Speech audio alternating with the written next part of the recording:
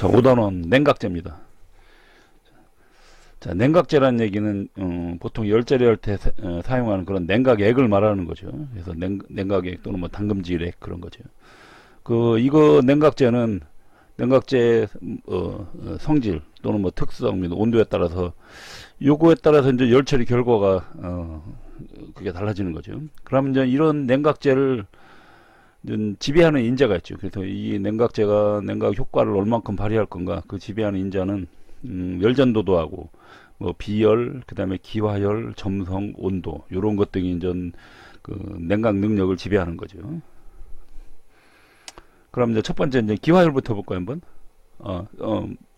점도부터 먼저 이렇게 점도는.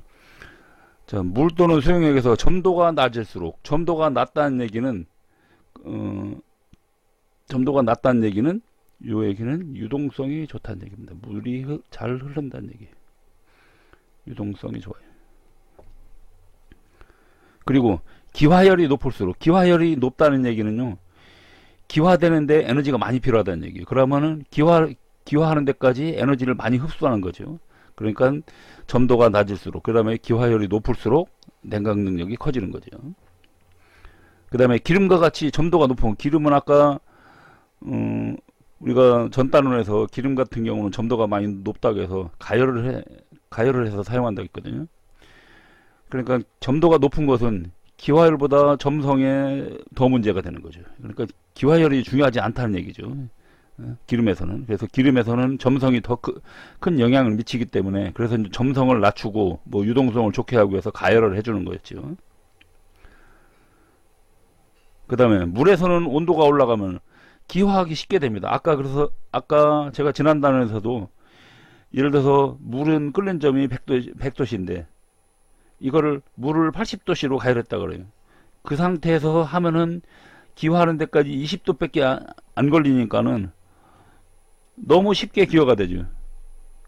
그러니까 결국 어떻게 하냐면요, 수증기막이, 증기막이 강 표면을 계속 둘러싸고 있는 형태입니다. 그러다 보니까 증기막이 둘러쌌다, 공기가 완전히 이런 식으로 증기막이 잔뜩 있는 거니까요. 그러니까 공기가 잔뜩 있으니까 공기는 아무래도 됩니까, 냉각 속도가 물보다 느리죠. 그러니까 냉각 능력이 느려지게 된다. 그래서 물은 가열을 안 하는 거죠. 자, 그리고 이제 여기 있네요. 아까 얘기했던 거. 기름에서는 온도가 올라오면 점도가 낮아지죠. 그래서 점도가 낮게 되고, 그 다음에 대류가 활발하게 된다. 유동성이 좋기 때문에. 그래서 냉각이 빨라진다. 그래서 물과는 반대 현상이죠.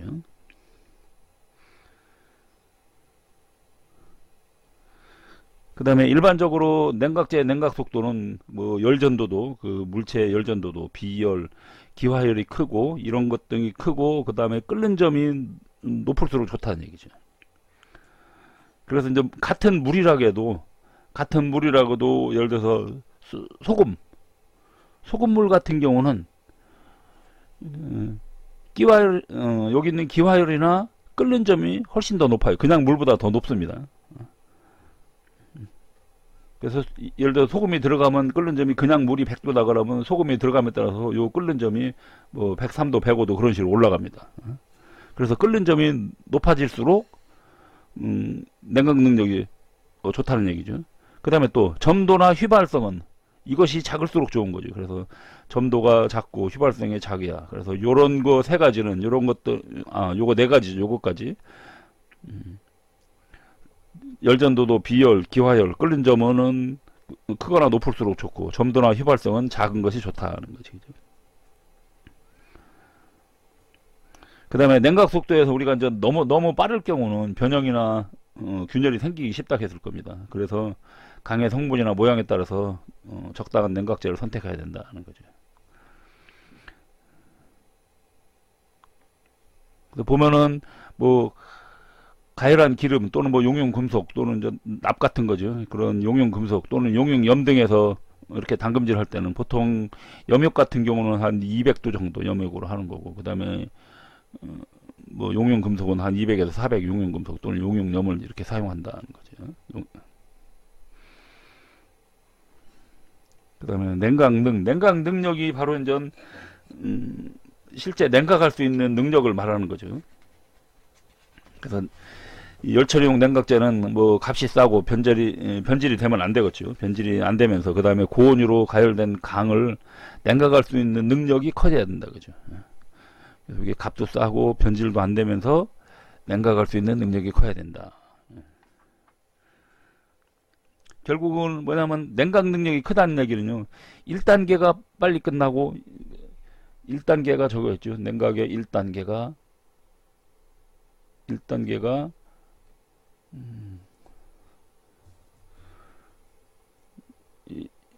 그 다음에 2단계 3단계 하면, 그래서 1단계가 전 증기막, 그 다음에 2단계가 비등, 그 다음에 3단계가 대류 단계였죠. 그래서 그래프 상에서 보면 이렇게 해서 이렇게 가는 이런 그래프가 있었습니다. 그래서 여기가 1단계, 그 다음에 여기가 2단계, 여기가 3단계, 이런 건 전 요 앞에 열처리 저 이론 할 때 그 어디에 있었을 겁니다. 자, 어디에 있나 한번 제가 한번 잠깐 보고 오겠습니다. 앞에 보니까 없었는데 제가 설명하면서는 했었던 것 같은데요. 자, 그래서 한번 전 보면은 여기가 전 온도입니다. 이게 전 온도고, 이게 그래서 이렇게 냉각 속도가 급격히 이렇게 떨어지는 구간, 이 구간이 이제 2단계거든요. 이제 비등 단계라고 하고, 1단계에서는 증기막이 형성되는 겁니다. 그러니까 우리 라면을 끓일 때 물이 처음에 끓을 때 요 밑에 가서 기포가 생길 겁니다. 기포가 생기는 단계가 증기막 단계예요. 그 다음에 기포가 생겨서 이게 커지면은, 그러면 기포가 생겼을 때 어떻게 됩니까? 기포가 생김으로 인해서 공기막층이 형성되니까는 냉각 속도가 떨어지질 않죠. 공기층이니까요. 그러다가 얘가 이제 올라가면 어떻게 됩니까? 얘가 이제 공기막이 좀 무거우면 위로 올라가죠. 위로 올라가면서 찬물이 일일이 들어오죠. 찬물이 들어오면 다시 어떻게 돼요? 다시 또 떨어지죠. 그러면서 나중에는 여기 온도나 조금 비슷해지니까 그 다음부터는 계속 보글보글 이렇게 흐름이 생기는 거죠. 이제 그게 이제 대류 단계다 하는 거죠. 그래서 이렇게 제 1단계는 가급적이면 빨리 끝나는 게 좋습니다. 빨리 끝난다는 얘기는 이것이 이렇게 길어지면요, 예를 들어서 1단계가 이렇게 길어진다는 얘기는, 이거는 냉각하는데 시간이 이만큼 걸린다는 얘기예요. 가급적이면 이것이 짧은 게 좋죠. 그래서 요게 빨간 것처럼 요거 짧아야 빨리 증기막이 형성돼 갖고서는 비등돼서 올라가요. 그래야 온도가 이렇게 뚝 떨어지는 거거든요. 그래서 1단계는 빨리 끝나는 게 좋고, 2단계는 600에서 500 사이에서 거기서 냉각 속도가 이제 가장 크게 이제 일어나는 거예요. 그래서 급격하게 온도가 떨어지고, 그 다음에 3단계에서는 냉각 속도가 뭐 또다시 이렇게 작아지는 거죠. 그래서 3단계 냉각 속도는 비교적 작은 것이 좋다.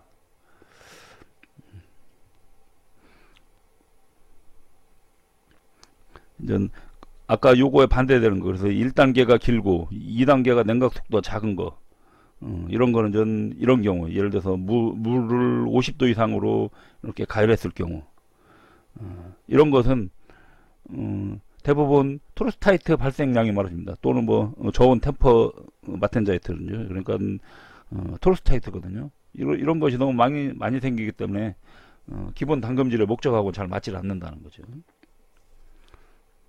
그리고 3단계에서 냉각 속도가 큰 거, 요 3단계에서는 냉각 속도가 좀 작아야 되는데, 이때 큰 거는 균열이 발생할 수가 있다는 얘기죠.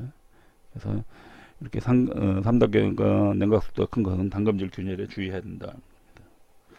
자, 그래서 이제 이런 냉각의 3단계가 여기서 이제 나오네요. 이제 1단계가 증기막 단계. 그래서 시료가 냉각액에 증기막에 감싸 있는 단계다. 그래서 냉각 속도가 극히 느리다. 그래서 이걸 그림으로 그리면 아까처럼 이렇게 된다. 다시 한번 그려볼까요, 저거를요? 그 다음에 자, 2단계 한번 보고 하겠습니다. 그래서 1단계에서는 1단계 증기막 단계, 시료가 냉각액에 증기에 쌓인 단계로 냉각 속도가 극히 느리다.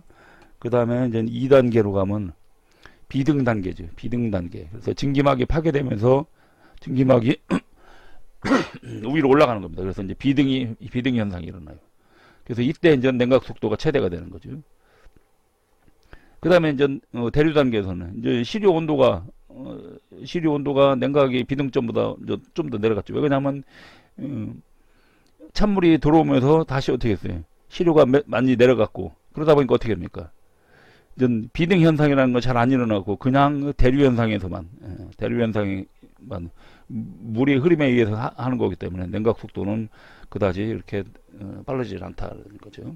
그래서 이제 우리가 이렇게 표현합니다. 아까 그림을 다시 보면은 여기가 온도다, 그리고 여기가 시간이다 그러면은 이제 이런 식으로 이렇게 그려지는 거죠. 여기가 1단계가 증기막 단계, 그 다음에 2단계 이렇게 냉각 온도가 급격히 떨어지는 데가 여기가 비등 단계, 요 3단계 여기가 대류 단계, 그렇게 표현합니다. 그래서 증기막, 비등, 대류, 요거 3단계. 물 같은 경우는 이것서부터 그 대류 현상이 역시 일어나도 어떻게 됩니까? 그 물에 의해서 냉각이 계속되기 때문에 물 같은 경우는 이런 식으로 가요. 물 같은 경우는 거의 이런 식으로 해서 계속 이렇게 갑니다. 대류로. 그러다 보니까 3단계에서도 역시 냉각 속도가 크기 때문에, 그래서 아까 앞에서 3단계에서 냉각 속도가 크면 균열이 발생할 가능성이 많다겠죠. 근데 이제 기름 같은 경우는 처음에 비등되고 그 다음에는 비등 단계에 여기까지 오면 재료도 식었고 그 다음에 기름 온도도 올라갔기 때문에 이제 냉각이 잘 안 되는 거죠. 그러니까 3단계 가면 냉각 속도가 이제 급격히 작아집니다. 그러니까 균열이 잘 발생하지 않아요. 그 대신 2단계에서 냉각 속도가 그다지 빠르지 않거든요. 그래서 기름 같은 경우는 이런 식으로 이렇게 가는 거죠. 이렇게 해서 약간 이렇게 천천히 가서 그 다음에 이렇게 가는 거죠. 그러니까 이것이 급격하게 가지 않기 때문에, 그러다 보니까 냉각 속도가 좀 느리다 보니까 트로스타이트죠. 템퍼드 마텐자이트라는 거예요. 그래서 이렇게 템퍼드 마텐자이트가 나오면은 이제 결국은 어떻게 돼요? 당금질성이 나쁜 재료는 이렇게 하면 안 된다는 얘기죠. 그래서 작용성이 있는 공구관 같은 거는 대부분 그래서 기름을 하는 겁니다. 근데 이제 당금질성이 나쁜 거 같은 경우는 물로 해야 되겠죠. 물로 해야지 그 안에까지 냉각 속도 효과가 충분합니다. 그래서 이제 물은 이렇게 당금질성이 나쁜 것들, 그 다음에 기름 같은 것들은 당금질성 좋은 거, 뭐 또는 작용성 있는 거, 그런 것들은 이제 기름으로 하는 거죠. 자, 냉각능 한번 보겠습니다.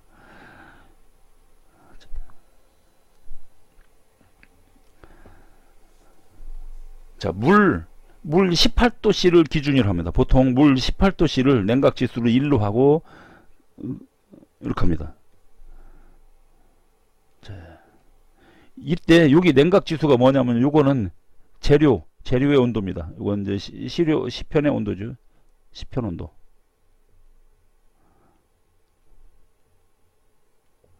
예를 들어서 시편의 온도가 뭐 700도다. 그때 이제 물을 1, 그 다음에 시편의 온도가 200도다. 그때 이제 요 물을 1로 기준으로 해서 그 다음에 이제 비교를 한 겁니다. 그래서 만약 식염수가 들어가면, 식염수란 얘기는 뭐죠? 소금이 들어간 거죠. 10% 식염수가 들어갔을 때는 냉각 지수가 1.96, 훨씬 더 높아졌죠. NaOH가 들어갔다. 10% NaOH가 들어가면 2.06으로 훨씬 더 빨라집니다. 여기 같은 경우는 200에서는 1보다 조금 약간 0.98, 여기서는 1.36이 되는 거죠.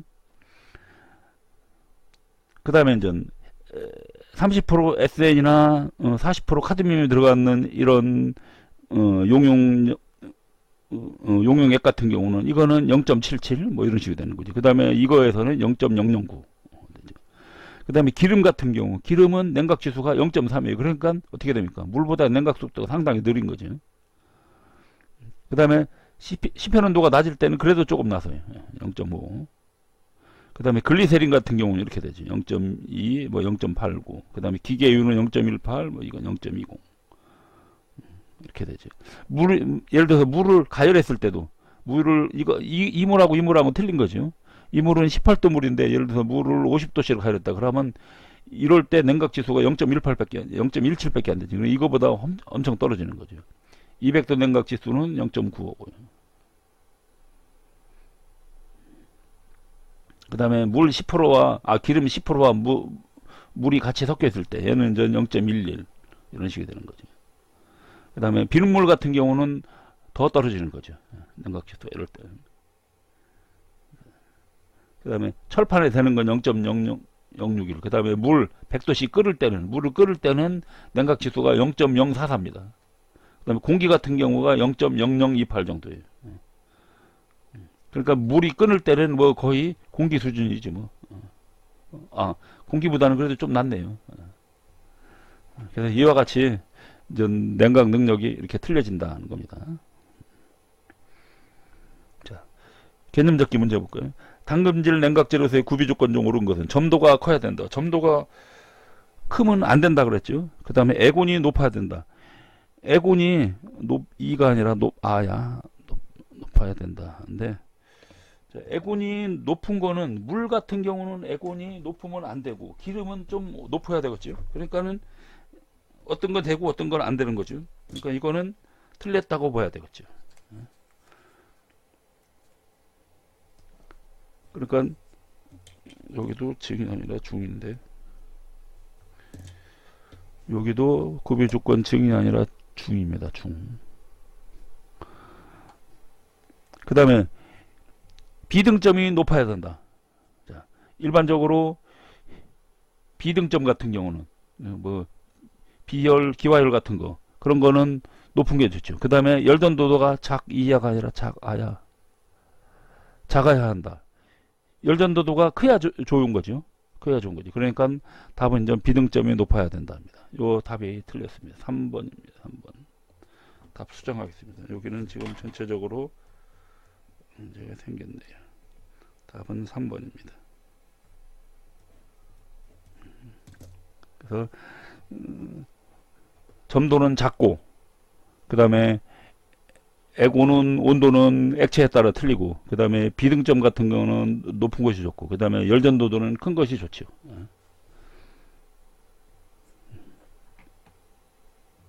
그 다음에 그래서 이건 이제 3번으로 수정하겠습니다. 그 다음에 당금질 냉각제의 냉각 효과를 지배하는 인지에 대한 설명을 옳은 것은 자, 끓는 점은 높고 휘발성은 작을수록 냉각 속도가 작다.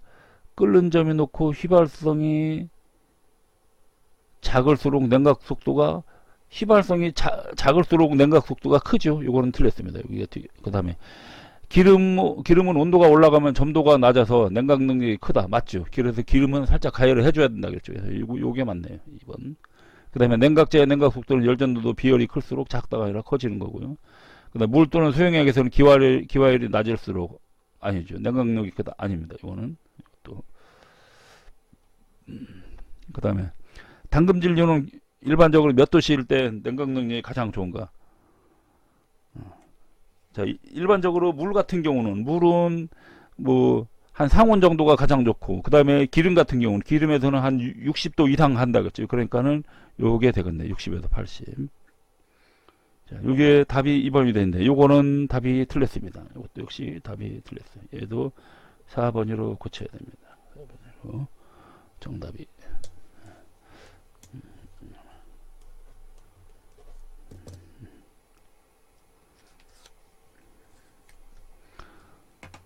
그래서 여기 이제 다시 한번 보면 물은 가급적이면 30도 이하 그러니까 보통 일반적인 상온 온도가 가장 좋은 거고 기름은 60에서 80도로 이때 이제 최고의 냉각 속도를 나타낸다는 거죠. 그래서 여기에 당금질유라고 되어 있으니까 요 60에서 80으로 해야 되는 겁니다. 30에서 40은 아니에요. 이건 아마 이거 양식을 복사하면서 그대로 하면서 수정을 하는 것 같습니다.